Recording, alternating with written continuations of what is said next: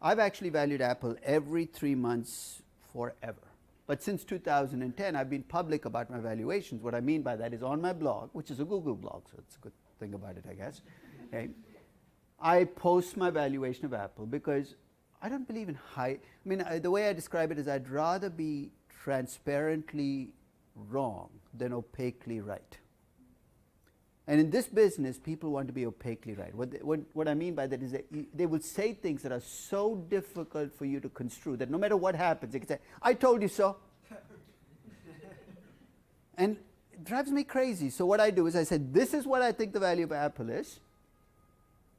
And of course, I'm going to be wrong, but at least you can see where I went wrong. So this is a valuation I did of Apple in March of 2013, because every time a new earnings report comes out, I revalue the company.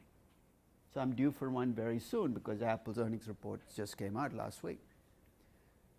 What I'm trying to illustrate here, though, is in valuation, traditional valuation, here's how you value a company. You make best case, basically, not even best case, you make your expected value estimates for things like cash flows and growth and risk. Point estimates. So I ask you what the growth is, you give me a number.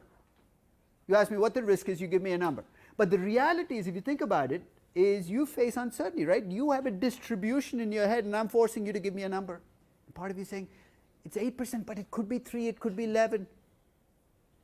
And 25 years ago, I can see why you were stuck. You had to do that because we did not have the tools to actually bring in uncertainty.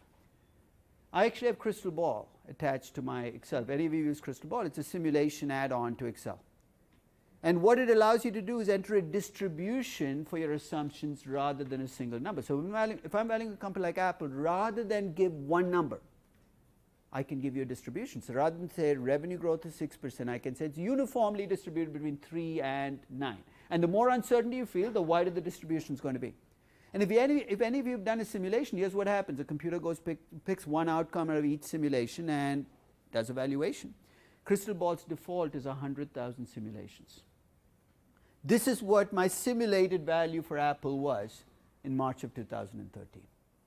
See, what is that? How does that help me? The stock price was $450.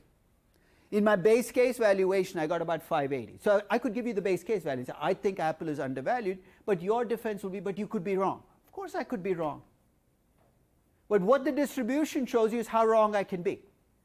And if I'm a decision maker, I'd much rather base it on a richer set of information, because here's what I can tell you about Apple. I can give you an expected value like I did before. I can also tell you, if you pay $450, what the chance you are wrong up front is. I can give you an ex-ante probability. There's a 21% chance you could be wrong. All I have to do is count the number of values below $450. And I put up a distribution, and in March of 2013, based on my valuation, I said, I know I can be hopelessly wrong on my inputs, but based on the outcomes, it looks like there's a 90% chance. You see where the 90% comes from? The 10th percentile is about $450. The stock is trading at $450. Investing is a game of odds, and it looks to me, based on my assessments, that the odds are in my favor. And of course, this is an investment that's worked out hopelessly well in some cases. Hopelessly well because the stock is now, what, 840 with the 7-to-1 split. Not everything works out that well. But what I'm trying to say is, don't let uncertainty stop you. And especially in the technology business, I find this defense to be very troubling. You ask people, why are you not valuing this company? Because there's too much uncertainty. What does that mean? Your estimates could be wrong, but that doesn't mean you can't make an estimate. Saying that there's too much uncertainty, do a valuation, and then investing in the company, to me is the height of insanity.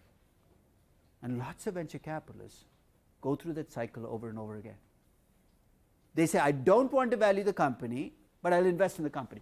You can't tell me one thing and do the other. So if you cannot value the company, at least do the logical thing and never invest in those companies. But if you want to invest in young growth companies, you have to get your hands around those numbers and make your best estimates.